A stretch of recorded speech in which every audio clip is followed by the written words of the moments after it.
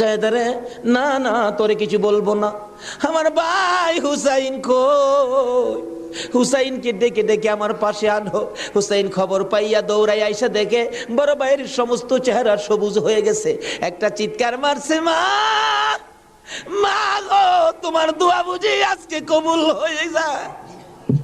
দৌড়ে যাইয়া হাসাইনের গলায় ধরছে, ভাই রে ভাই, কে তোমার এই অবস্থা করেছে? আমি হুসাইন তার প্রতিশোধ নিব। হাসাইন টাইনা টাইনা গলায় ধরে দুই গালে চুমাইতেছে, ছোট ভাই তো, ভাইরে প্রতিশোধ নিস না, নানার উম্মতের জন্য মায়ের দোয়া কবুল হয়ে গেছে। হাসাইন একটা কথা তোরে বলে যায়, কিছুদিন পর তোর উপরও বিপদ আসবে রে, আমার মায়ের দোয়া তোর বেলায়ও তো কবুল হয়েছে।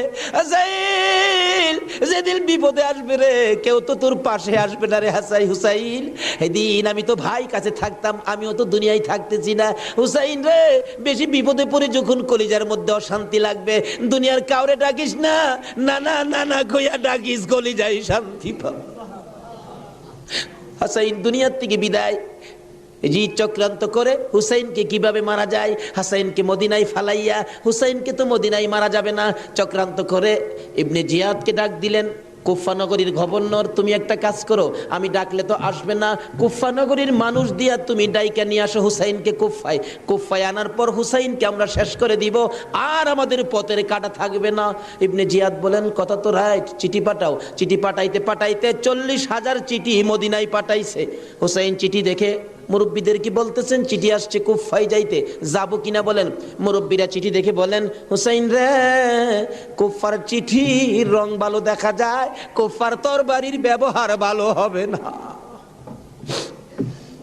হুসাইন, আমরা অন্তত পক্ষে তোমাকে যেতে দিব না, হাসাইনের ব্যথাই তো আমরা বলতে পারি না, তোমাকে যেতে দিব না।